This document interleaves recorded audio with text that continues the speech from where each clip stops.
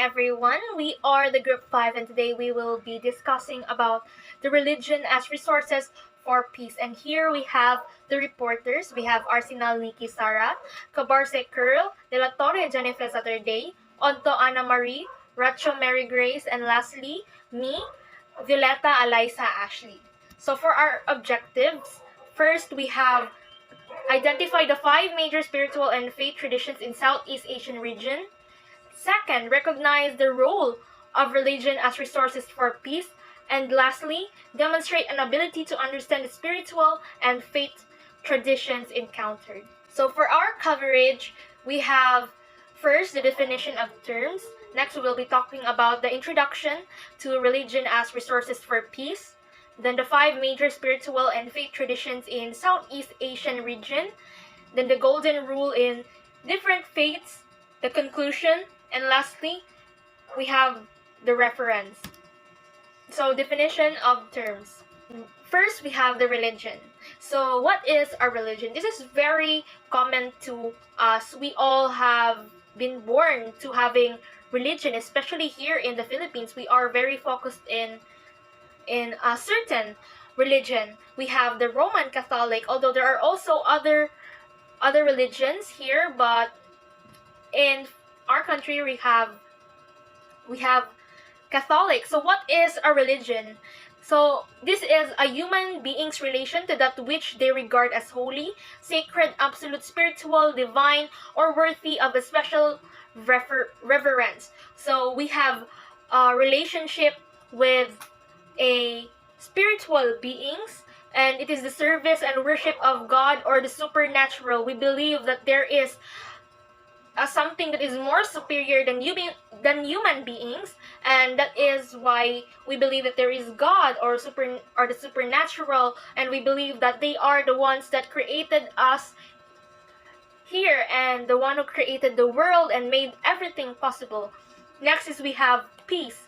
So peace is the concept of societal friendship and harmony in the absence of hostility and violence, lack of conflict, and freedom from fear of violence between individuals or groups. We are not experiencing any conflict such as war and many more, or any kind of violence. There is no fear of violence. We are all free and living in peace. Next is we have religious traditions. So religious traditions, this is also known as spiritual and faith traditions. So it is basically the constellations of beliefs, practices, and institutions used to describe a common type of religiosity. Religious traditions are broad understandings of the supernatural produced in societies and practiced by groups and individuals.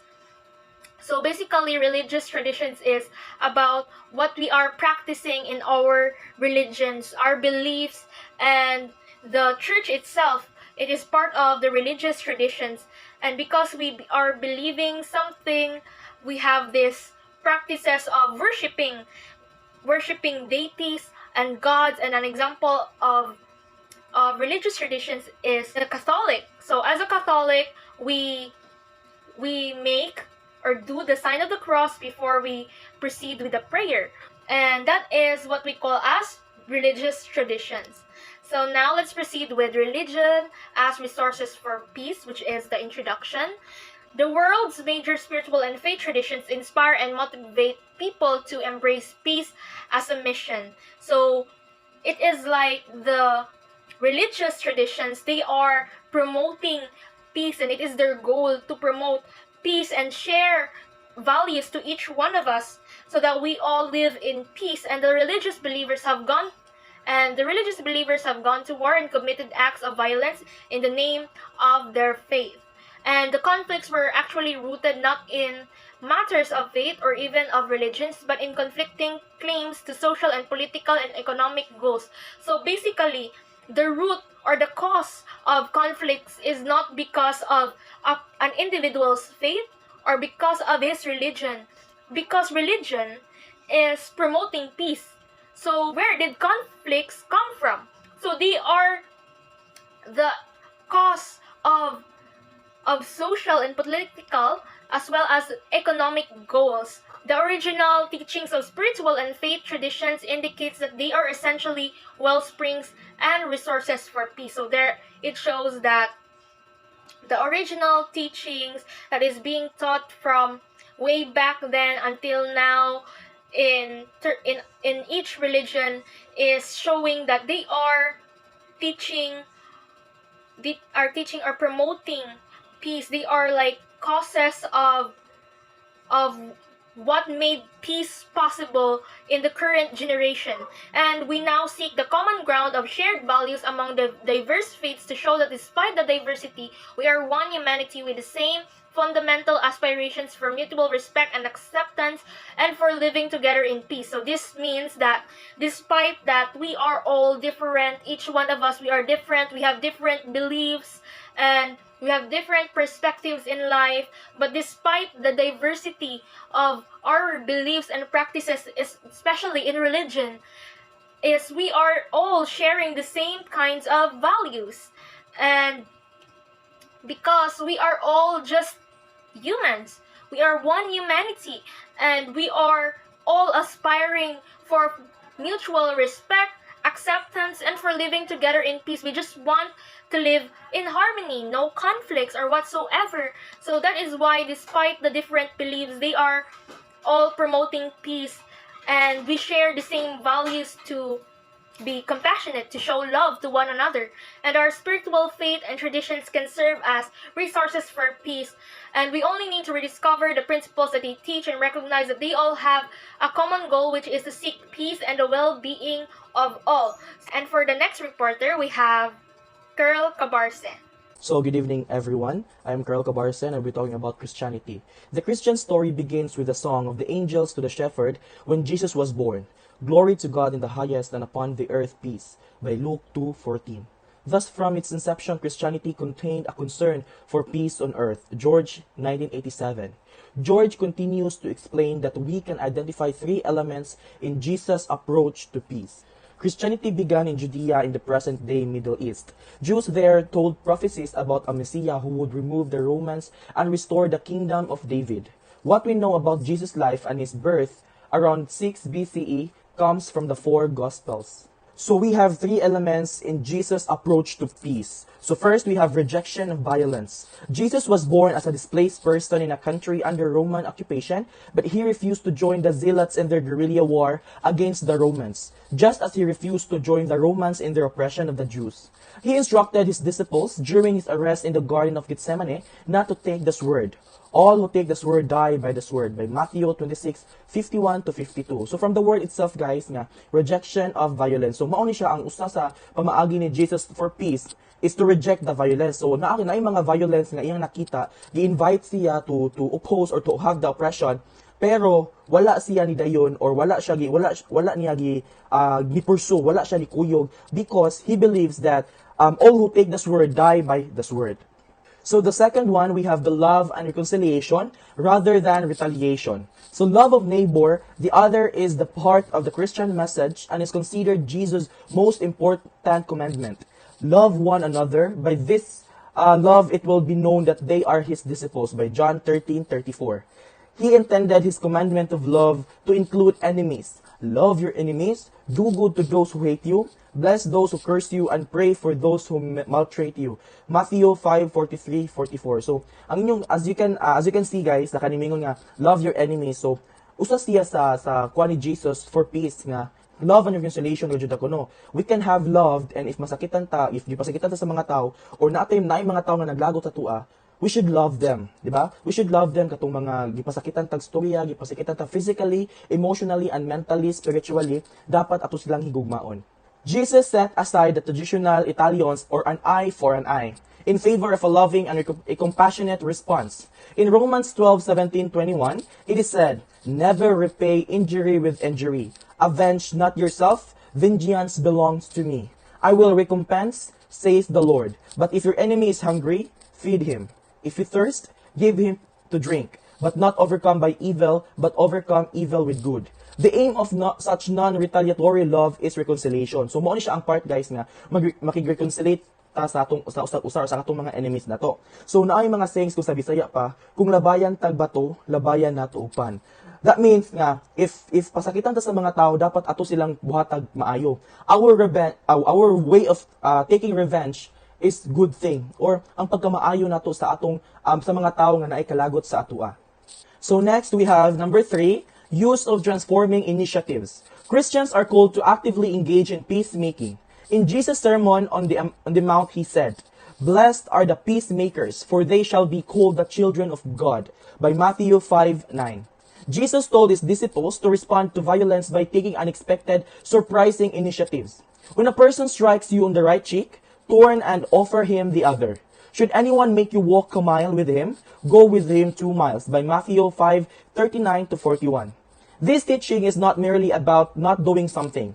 It means taking positive initiatives to neutralize situation of violence and injustice, so the transforming message of God love can take root. So naay grabe ka chaotic sa world, di ba? Grabe ka chaotic sa world. If ang usa ka tawo is siya mo'y peacemaker, dili siya kana siya peacemaker, di ba? Dili siya kanang tighimo sa mga gubot, but peacemaker.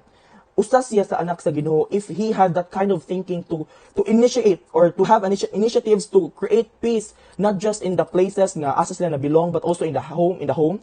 And if ang peace kay magsugod lang sa little things, it can go around and can go somewhere nga ang katong mga tawo nga imong gitudluan og peace gyapon, mutudlog gyapon to sila peace sa laing tawo hantod nga grabe na ka peaceful ang atong kalibutan.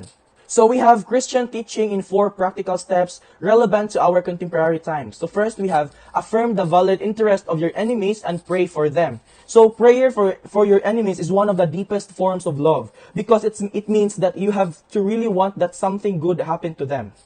So you might do nice things for your enemies without any genuine desire that things go well with them. But prayer for them is in the presence of God who knows your heart, and prayer is interceding with God in their behalf. So second, we have talk to your adversary and seek agreement. So agree with thine adversary quickly whilst thou art in the way with him.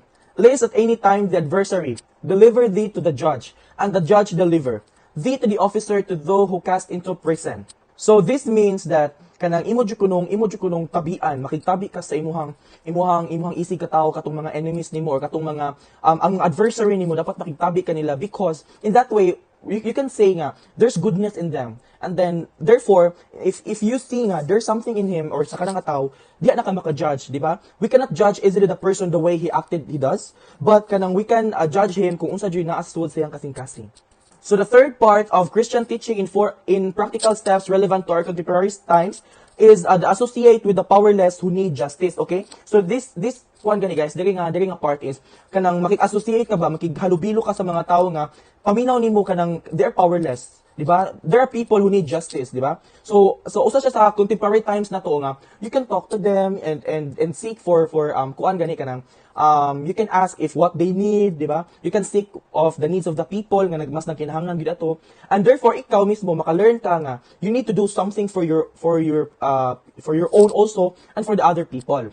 So the last part of the Christian teaching in practical steps relevant to our contemporary times is do not seek to return evil for evil. Instead, start an imaginative, transforming initiative. So kato din transforming initiative guys nga kita mismo maghimog kaugalingong peace sa atong kaugalingon to tell to other people, usulti sa ubang tao kung unsa ka importante ang peace sa atong chaotic world. So ang kaninga part guys is do not seek return for evil, di ba? So naman yung mga butang nga dili malikayat nga makabuhat og bati, di ba? Nay mga tao nga makabuhat og bati sa to, pero ayaw pagsik og ayaw buhata ang mga butang kuno nga gibuhat sa ilaha towards you nga nakapasakit sa imuha, di ba? Kung nasakitan ka sa gibuhat nila, ayaw daw kuno sila kanang ayaw baliki, ayaw i-revenge ang atong nga butang. Instead, do good things, di ba? Revenge, you can do revenge in good way. From the Old Testament, which is part of Christianity's holy scriptures, we can also derive the concept of shalom, the Hebrew word for peace. Shalom implies wholeness and comprehensive well-being, including good health, prosperity, harmony, healing, welfare, happiness, and security by Lord 1968.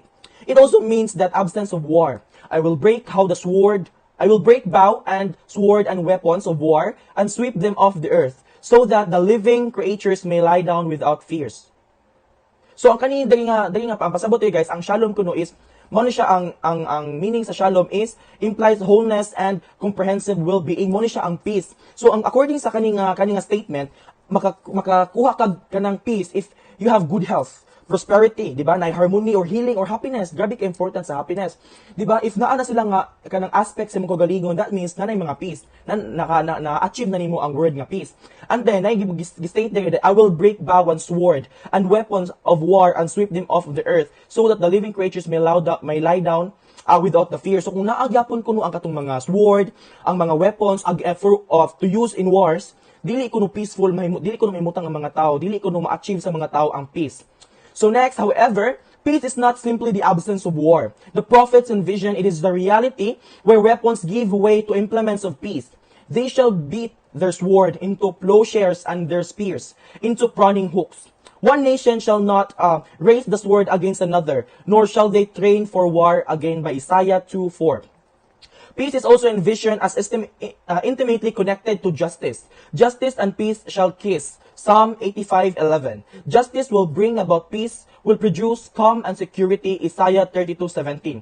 So kaning statement nga ni envision sila nga ang weapon kuno kay kanang ang pagtawagtang sa weapon kay mo maka-implement one way to implement peace.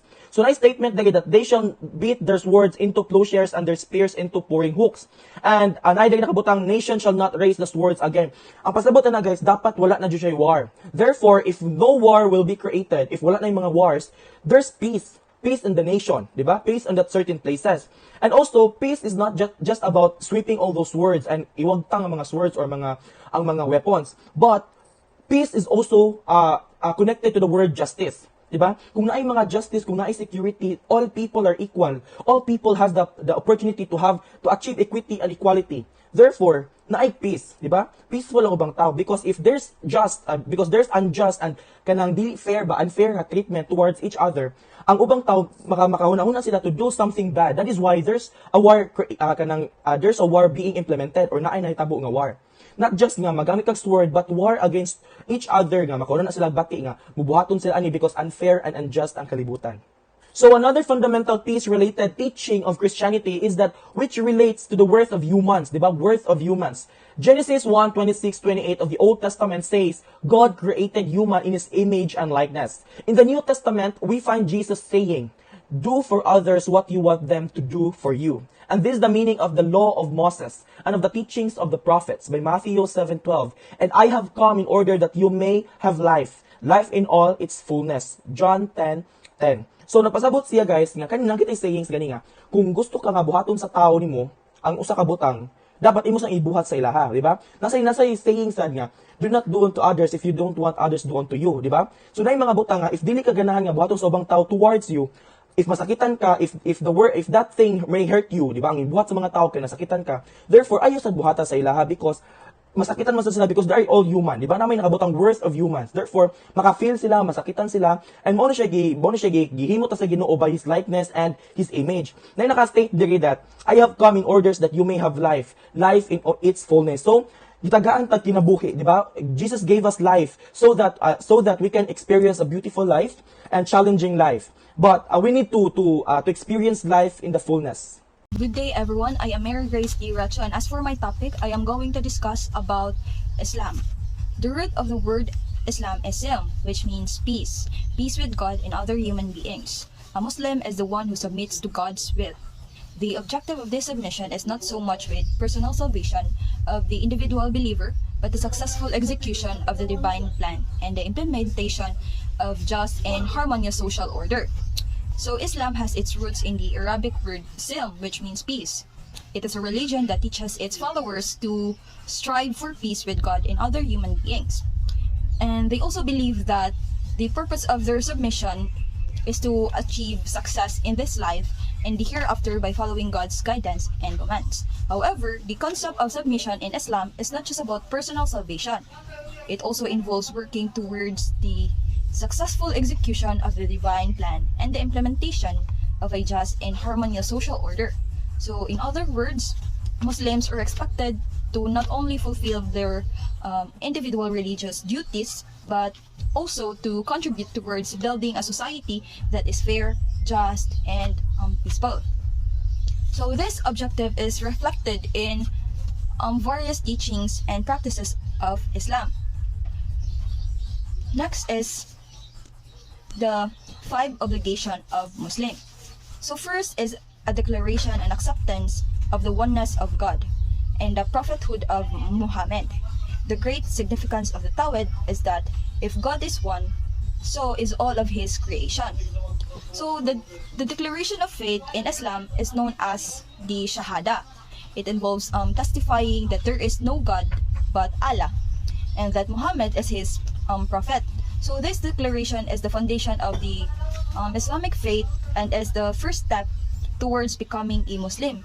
So the concept of Tawhid means that there is only one God and all things in existence are connected to him. And it is the most important belief in the Islam, and it forms the basis for all the Islamic practices. And second obligation of the Muslims is prayer 5 times a day, or known as Salah. So Muslims are required to pray 5 times a day at a specific time during the day and night. So these prayers are known as Salah and are performed facing the Kaaba in Mecca. So the 5 prayers are the Fajr or dawn, Dur or midday, Asr afternoon, Maghrib or sunset, and lastly Isha or night. So the prayers are meant to show submission to Allah, to seek his guidance, and to express gratitude for his blessings. And prayer is also an important way to the Muslims to stay connected to Allah throughout the day and to remain mindful of one's faith.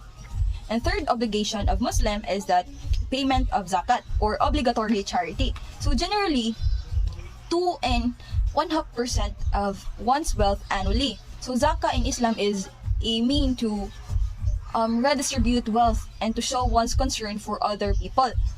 And zakat is an obligatory form of charity that Muslims must pay if they have wealth above a certain amount.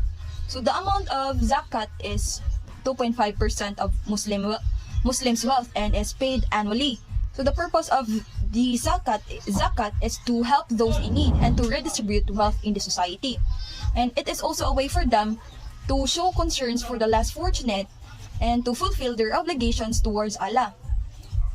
And it is also a way for them to help those poor and needy and the stranded travelers or those in debt and others in need. So the fourth obligation of the Muslim is the fasting in the month of Ramadan. It is mainly a spiritual exercise, but it also serves as a way for all the Muslims to feel their solidarity. Or Ramadan, it is known as Saum. Ramadan is the 9th month of the Islamic calendar and is considered the holiest month in Islam. And the Muslim fast from dawn until sunset during this month, abstaining from food, drink, and other physical needs. And the purpose of fasting is to develop their self-discipline and to increase one's empathy towards the less fortunate and to purify oneself spiritually. And Ramadan is the time for Muslims for reflection, spiritual growth, and communal solidarity. Lastly, the fifth obligation of Muslim is the pilgrimage to Mecca, once in a lifetime if one can afford to do so. So this annual pilgrimage to the holy city of Mecca that all Muslims who are physically and financially able must perform at least once in their lifetime. So it involves several religious rituals that symbolizes different aspects of the Islamic faith, such as the unity of the Muslim, the remembrance of past prophets, and the submission to Allah's will. And it is also a way for Muslims to renew their faith and to seek forgiveness for their sins and to express solidarity with other Muslims from around the world. So these 5 obligations of Muslim are meant to strengthen one's relationship with Allah and to show concerns for others and to promote spiritual and social harmony. So these practices are central to Islamic faith and are considered essential for Muslims to lead a fulfilling life. So the following are the several verses from Islam's holy book, the Quran, which expresses peace-related messages. first message is, whosoever kills a human being, except as punishment for murder or spreading corruption in the land, it shall be like killing all humanity. And whosoever saves a life saves the entire human race. Surah 5:32. So this verse from Surah 5:32 emphasizes the value of human life and the importance of not taking it without just cost. Cause it states that killing one person is like killing all of humanity, and saving one life is like saving all of humanity. And the only exception to this rule are cases where the person is being punished for murder or for spreading corruption in the land. And it also, this verse also encourages Muslims to uphold the sanctity of human life and to only resort to violence in cases where it is necessary for self-defense or the greater good. Second is that Allah does not forbid you to deal justly and kindly with those who fought against you on account of religion, nor drove you out of your homes. Verily, Allah loves those who deal with equity. Surah 68. So this verse from Surah 68 encourages Muslims to treat their enemies with fairness and kindness, even those who have fought against them because of their religion or forced them out of their homes. And it also emphasizes that Allah loves those who deal with equity and justice, even towards their enemies.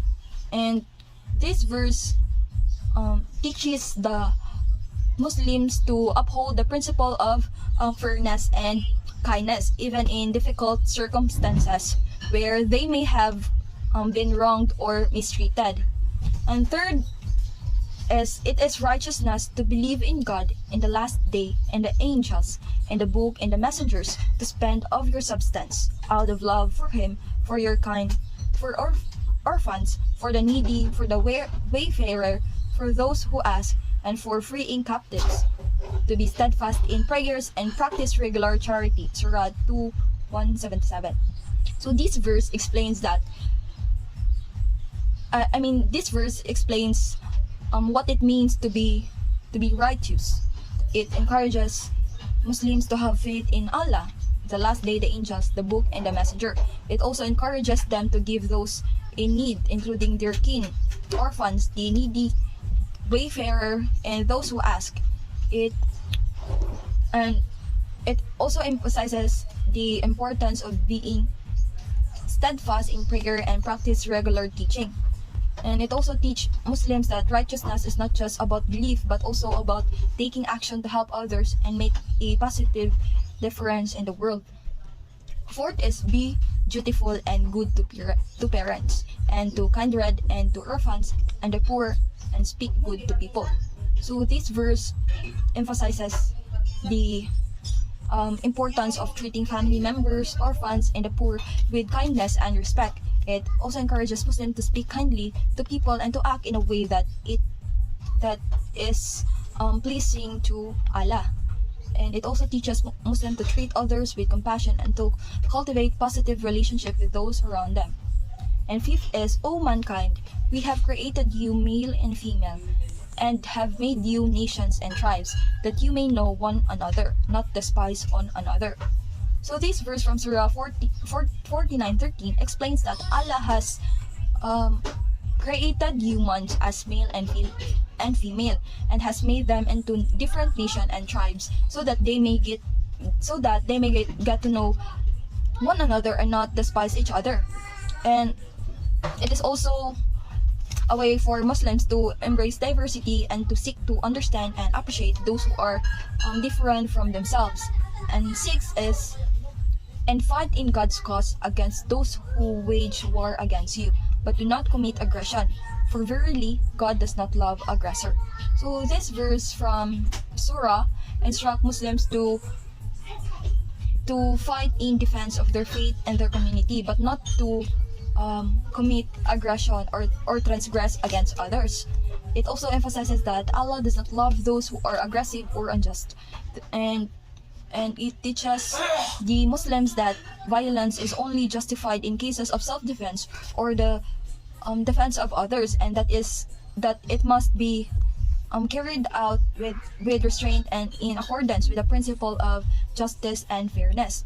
And 7 is God commands justice, the doing of good, and He forbids all shameful deeds, injustice, and rebellion. So this verse commands Muslims to act with justice and to do good, while prohibiting shameful deeds, injustice, and also rebellion. And it teaches Muslims to be responsible and conscientious member of society, and to also work towards creating a just and peaceful world. And number 8 is it is they who are the believers in truth. For them are grades of dignity with their Lord, and forgiveness and generous provision. So this verse describes the qualities of true believers who are rewarded with forgiveness and generosity. So these verses teaches Muslim that through faith is not just a matter of belief, but also of action and character, and that those who embody the qualities of righteousness will be blessed by Allah. So next is from the Hadith saying of Prophet Muhammad. We find verses such as the following. Sayyidain, 1968. So this Hadith saying of Prophet Muhammad contain valuable teachings and guidance for believers to lead a righteous life. The first saying Hadith emphasizes the importance of treating all of God's creatures with kindness and compassion. So the Prophet also teaches that those who are good to others, especially to members of God's family, are most beloved by God. And then second is Hadith highlights the significance of resolving conflicts and dispute among people. And the Prophet teaches that this act of reconciliation is even better than acts of worship such as prayers, fastings, and charity. And in contrast, creating discord among people undermines all of one's good deeds. And the third Hadith encourages believers to exercise self-restraint and tolerance, especially when they have the power to seek revenge. And it teaches that God blesses those who show patience and forgiveness in the face of wrongs done to them. And the fourth is Hadith emphasizes the importance of being a good neighbor, and it teaches that a true believer is one whose neighbors are at peace with him and are not harmed by his actions. And finally, the fifth saying Hadith teaches the importance of showing compassion and mercy towards others, as God will show mercy towards those who do so. So this reminds us that we should always strive to treat others with kindness and compassion, just as we would hope to be treated ourselves. So that's all for my report, and thank you for listening. Hello everyone, I am Nikki Solar Arcenal, and now let's move on to the third major religion in our region, which is the Buddhism. First, let us define what is Buddhism. So, Buddhism is a faith that was founded by Siddhartha Gautama. So, the Gautama. So, like more than 2,500 years ago in India. So, the word Buddha means enlightenment. So, it's like it's focused on achieving enlightenment, which is a state of the inner peace and wisdom. So, the Buddhist teachings promote spiritual purification through the eradication of the defilements until one attains nirvana. So, nirvana is like kind of heaven in Christianity. So, the final emancipation from suffering, which is the end of one's cycles of birth and death. So, because according to Buddhism, desire is the cause of impurities, which is the defilements. So, as long as there is a desire to attach with things, there is a desire for pleasure, we will be continually born or reborn in this world. So, it's like the cycle of birth and death. So that is by samsara. The Buddhist doctrine asserts that war, crime, and suffering are mental defilements. So a reason though why there is a war and crime, it's kanang because of unclean thoughts ba, so which is the kanang mental defilements. So this need to be overcome by the practice of self-discipline, meditation, wisdom, and enlightenment. So yes, so that um, wisdom and enlightenment kana it refers sa katong ilang kuan gani sa four noble truth in Buddhism. So the Buddhist scriptures show the Buddha's approval of a person who does not kill. So this is according to Dhammapada, which kind of the Buddhist source of teaching. Also, him I called indeed a Brahman who does not kill nor cause slaughter. Him I call indeed a Brahman who is tolerant with the intolerant, mild among the violent, and free from greed among the greedy. So, si Brahman in Buddhism, it refers to ultimate reality, and that's why kanang Buddhism teaches harmony, the interconnectedness kay kanang all creatures in this world are interconnected, because we are kanang part of this one whole great reality. Um, the Buddhism teaches compassion and loving kindness. So, according to Dalai Lama, so I guess familiar man siguro tayo niya, which is katong he won the Nobel Peace Prize man siguro, but sa kana siya din. So, he defines that compassion as the feeling of unbearableness at the sight of other sentient beings suffering. So, when we say sentient beings, kay those beings are kanang kuan gani capable of suffering. So this is not just referred to human beings gani, but also sa mga animals. Kay ang animals man kay capable pud na sila masuffer. So yes, they are also capable of suffering man. So yeah, that is why uh many Buddhists are kanang vegetarian, no? So they do not eat meat, jud. So they do not kill animals. So it is kanang the feeling of the connectedness and commitment, which is to recognize that other people, just like yourself, also not want to suffer, and that they have a right to have happiness. So just like also yourself. The compassion and loving kindness expressed in the following Buddhist texts.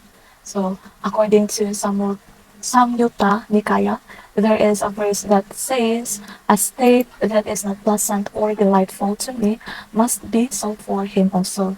And a state which is not pleasant or delightful for me, how could I inflict that on another rather?" So there is also another verse according to the Lotus Sutra. So with a limitless spirit must one cherish all living things. So kanang they must cherish all living things, like they kanang must have the compassion to all sentient beings. No? So they must kanang see it at I mean they must kanang see to it gani mga kanang every sentient beings kay do not suffer jud. This is the book of Dalai Lama's kind of ethics for the new millennium. So Dalai Lama stresses the importance of the following principles. So according to Dalai Lama, human nature is basically gentle and not aggressive. So we have also the inner peace is the principal characteristic of happiness. So if we want happiness now, we should gonna cultivate inner peace. So next is happiness is rooted in concern for others' well-being and our relationship with others. So yes, so happiness also involve concern to other people's well-being.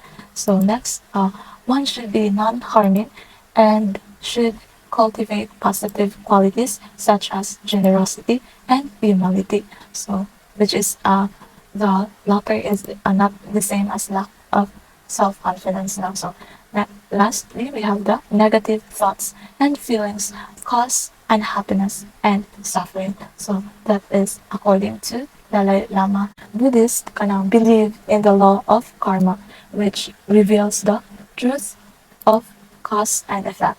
So karma is a cause and effect, which means the good deeds yield good effects and vice versa siya.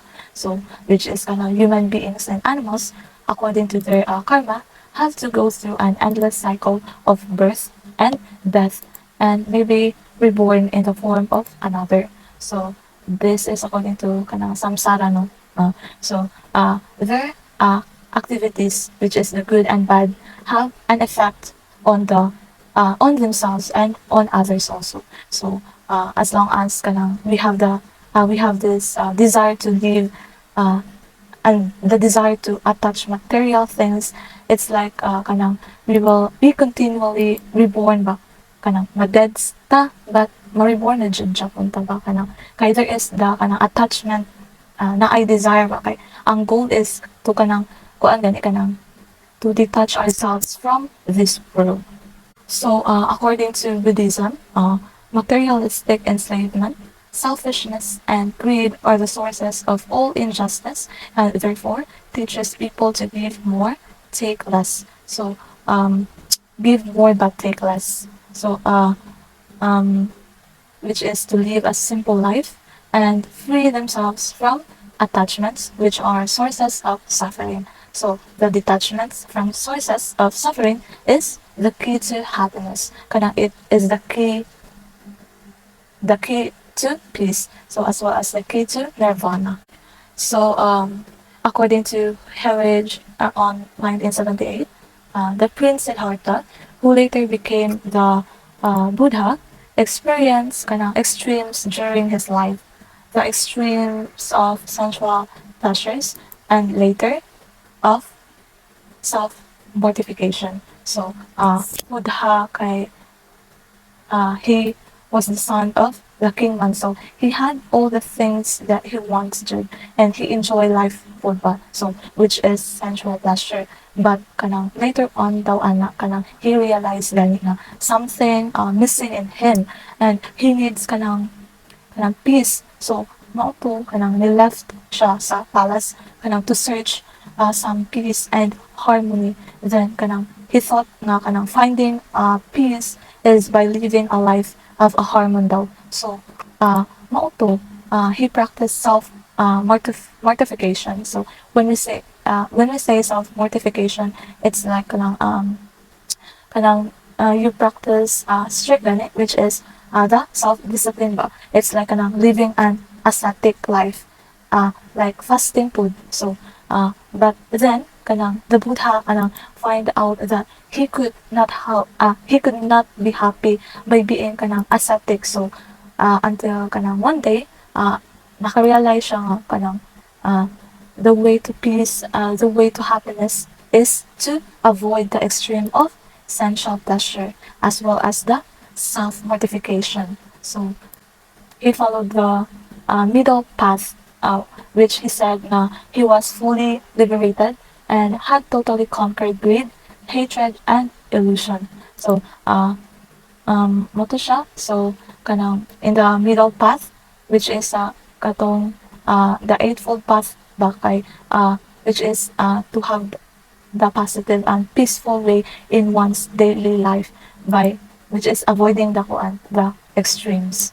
So we have this statement according to Dalai Lama. So calls this a balanced and skillful approach to life is a very important factor in conducting one's everyday existence. So I guess that's all for the Buddhism. Good day everyone, my name is Jennifer Dela Torre, and for today's video, we are going to talk about Hinduism. So Hinduism is amongst the oldest of world religion. So it is specifically an Indian religion practiced by the majority of people in India. So today, with more than 1 billion followers, kay ang Hinduism ang usa sa top 3 nga pinakadako nga religion sa ato ang kalibutan. So, ang pinakadako kay Christianity, second is Islam, and third is Hinduism. So, Hindus believe in the doctrines of samsara. So, this is the continuous cycle of life, death, and incarnation. So, mabuhi ta, mamatay ta, o mo reincarnate pa ta. Next is Hinduism also believe in karma. So, karma is the universal law of cause and effect. So, kung nakay buhaton nga bati, naapoy mobalik nimo nga bati. Kung naapoy kay nindot nga buhaton, naapoy nindot nga mobalik nimo. So, that is karma. Next is Hindus worship many gods and goddesses in addition to Brahman. So, kani si Brahman, kay they believe to be the supreme God force present in all things. That is Brahman. So, according to the Hindu thought, Dharma is the first of the four goals because it is the most comprehensive and it's valid throughout the life of human being. So, it implies not only the religion and philosophical framework, but a total worldview, including the scheme of right conduct under various circumstances. So, Hinduism can seek to look after the welfare of the entire humanity. So, ang peace and non-violence mo ni siya ang virtue broadly nga accepted in Hinduism in the ancient text and practice. So in Sanskrit, the term Santi is used for peace. So gi-use ni siya sa peace. So the words kay meaning daw ana kay peaceful, non-violence, calm, and undisturbed. So, the ultimate goals of Hindu spiritually is makagain of vision of unity which is non-discriminatory, where ang every kind of life form is important. So, this vision of interconnectedness foster deep respect for one another and a positive relationship between human beings and the natural world. So, as with other religion, Hinduism also stresses such as idea of truthfulness, celibacy, friendship, compassion, fortitude, self-control, purity, cleanliness, contentment, prayers, austerity, perseverance, penance, pious company, and generosity. Your resolve. Unite your hearts. May your spirit be as one that you may longer together dwell in unity and concord. May all human beings look on me with the eye of a friend. May I look upon all beings with the eye of a friend. May we look on one another with the eye of a friend. That is from Yajurveda prayer. So the third verse from the Hindu text that refers to unity and harmony is from Ragathananda in 1968. This explains that the love and respect for other beings are the fruit of the sense of oneness that Hindu believe in. He cited verses in which God speaks to human beings. Fourth is, I am not pleased. If the worships insult the dignity of the being, therefore worship me. By upholding their dignity is an attitude of friendliness and with the eye of non-spirit in an attitude of friendliness and with the eye of non-separatedness. Or in the eye of non-separateness. February 2007.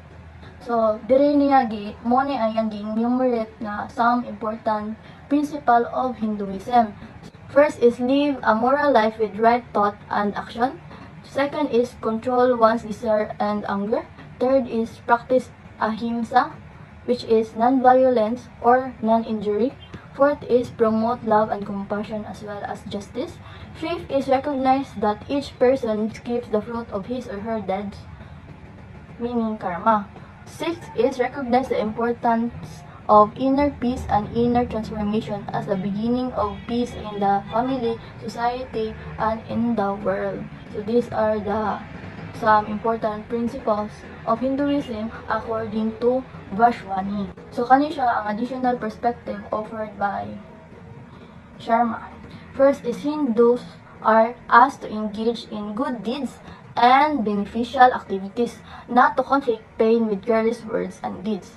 Second is Hindu practice teaches believers to be tolerant and not to be jealous of anyone, as well as replace hate and violence with love and non-violence. So Sharma also points out that Hindus end their prayer with the word Shanti. Ang meaning sa Shanti is peace. And balik-balik ko na siya 3 times. So Shanti, Shanti, Shanti. So meaning ana kay let there be peace within us, in our family, and in the world. So that's it for my report for Hinduism. So good evening everyone, I am Anne Marie speaking and I will tackle about the indigenous traditions. So indigenous communities throughout the world have contributed their wisdom towards peace in terms of the following: profound reverence of nature and peacefully resolving their conflict and disputes by drawing from their own forms of indigenous spirituality. So one key aspect of many indigenous traditions is a deep respect for nature and all living beings. This respect is often accompanied by practices and rituals that promotes harmony and balance between humans and the natural world. Like for example, some indigenous communities practice conservation techniques because it will help to preserve ecosystems and ensure that resources are used sustainably. Indigenous groups have some similarities in cultural and spiritual practices. One of these is their spiritual connection with their land. They believe that no one owns the land, but the people of that land have a collective right to use the land, as well as the collective responsibility to protect and sustainably maintain it, according to Gray, 1999. So, another important aspect of many indigenous tradition is a focus of community and collective well-being. Indigenous communities often practices the needs of the group over the individual desires. Kumbaga, sa ilang part kay mas gi-priority nila ang needs sa kadaghanan imbis sa ilang kaugalingon. Indigenous communities they also emphasizes the importance of building strong relationships and maintaining harmony within the community. This emphasis on community can help to foster a sense of belonging and connectedness among individuals and can promote cooperation and collaboration towards common goals. These communities view the land not as something to be owned or exploited, but rather as a living entity with which they have a deep spiritual relationship. So as you can see on the screen, Brown 1999 explains there is a simplicity by which the indigenous spirituality embraces the foundational elements of life and nature. We are custodians of the lands, not owners, buyers, or sellers. So as what I have mentioned earlier, their view of land is not something to be owned or to be exploited, but rather as a living entity which they have a deep spiritual relationship. In many indigenous cultures, the land is seen as a provider of life and a source of sustenance. As such, the people of land have a collective responsibility to care for it and ensure the resources are used sustainably. This is what I mentioned on the first slide a while ago. So this means using conservation techniques to preserve ecosystems, managing resources in a way that does not deplete them, and maintaining a respectful relationship with the natural world. Patricia Mischi, 1982, notes in her pioneering and important essay on global spirituality that African and Native Americans intuitively understood the divine presence in the earth processes and people's spiritual kinship with all life forms. She cites the response of Chief Seattle, a leader of the Native American Suquamish tribe, when he was asked to sell tribal lands to the U.S. government in 1854. How can you buy or sell the sky, the warmth of the land? The idea is strange to us. We are part of earth and is part of us.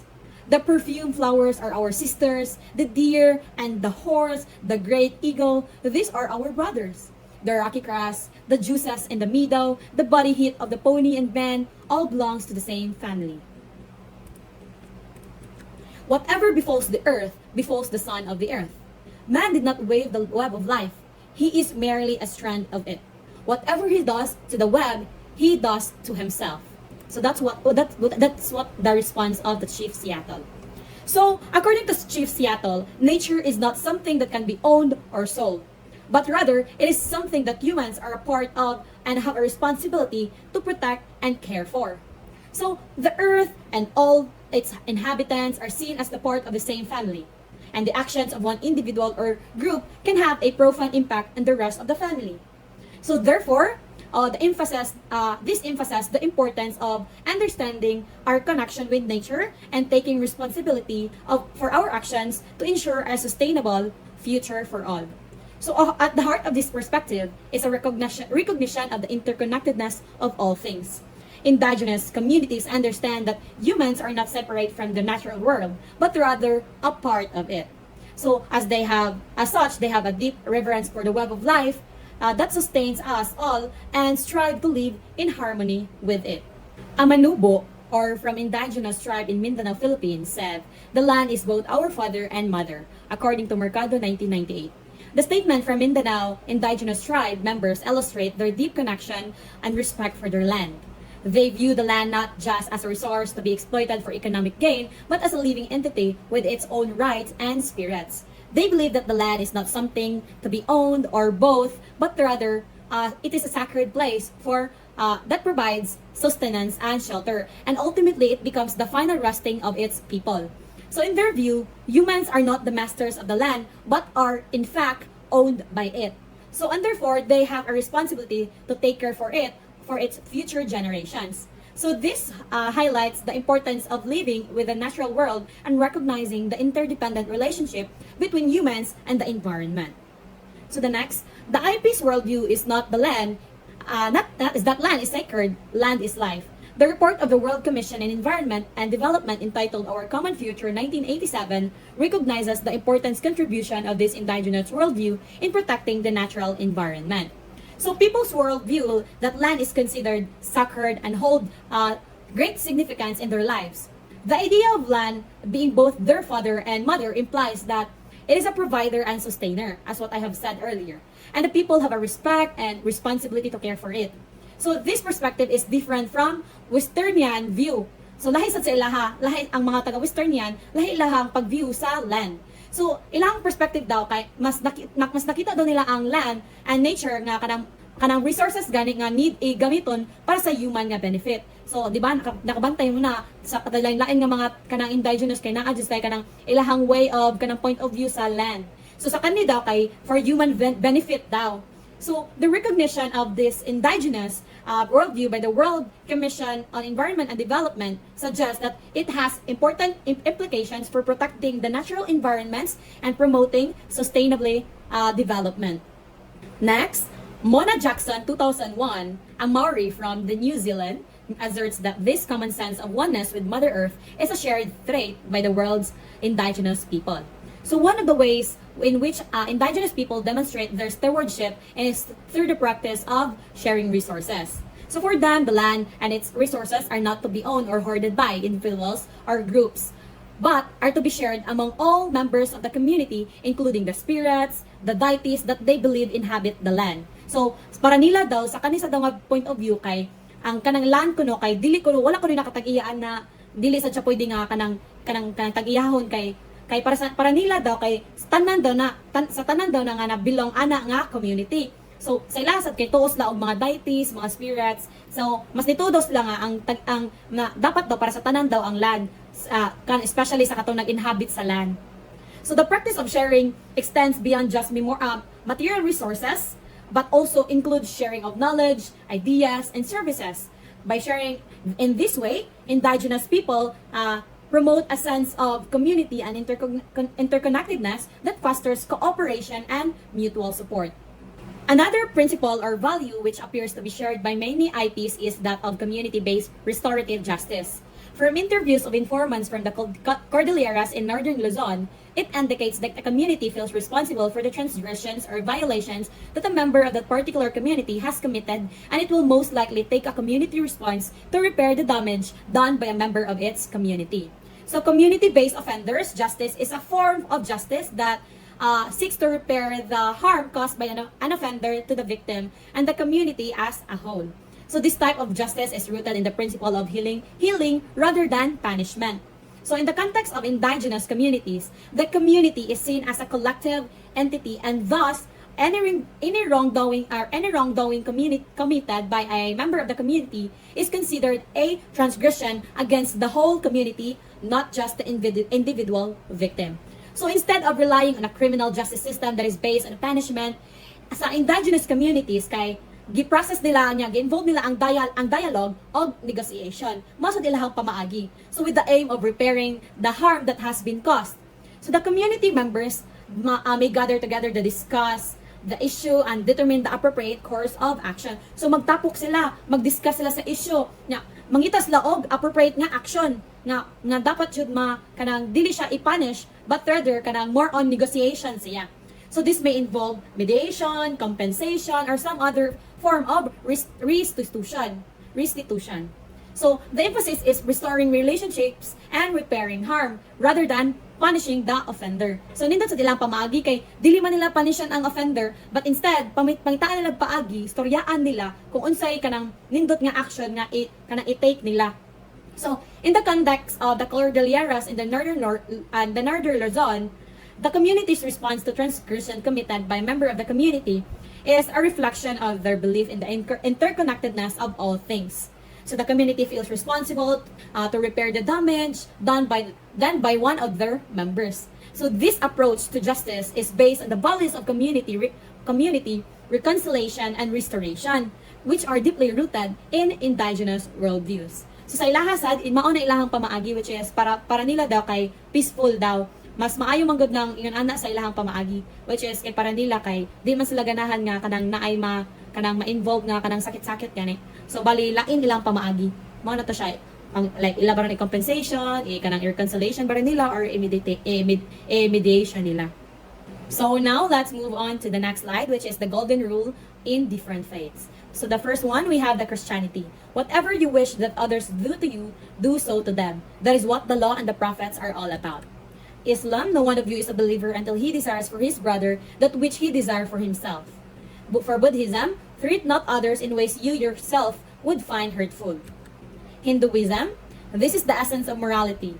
Do not do to others which, if done to you, would cause you pain. For indigenous spiritualities, do not strive to cause your neighbor's undoing, for as you strive for your own good treatment, surrender it to others. So the foregoing discussion has shown that our spiritual and faith traditions can serve as resources for peace. We only need to rediscover the principles that they teach and recognize that they all have a common goal, which is to seek peace and the well-being of all. So that would be all for my topic. Thank you for listening. Okay, now I will be discussing again for the conclusion. Despite the differences in beliefs and different deities worshipped in a religion, it shows that they play a role in shaping human lives. So we all have different beliefs and different deities in each religion, but they all play a role of shaping our lives by their teachings, of especially the values that they are teaching. And these beliefs are instilled in each one of us, but despite the different beliefs and practices we have, they all teach and promote love, compassion, tolerance, tranquility, mutual respect, understanding, and cooperation. And religion plays a huge role in promoting peace and preventing conflicts as they seek peace and well-being. So they just want each one of us to live in harmony and live in peace, and they do not want any conflicts to happen or to arise in our generations. So they want to continue to promote peace and teach us values that will allow us to understand the importance of peace in our lives and in this generation. And this shows that our spiritual and faith traditions does serve as resources of peace. So here is our reference, and that is all for our reporting, and thank you.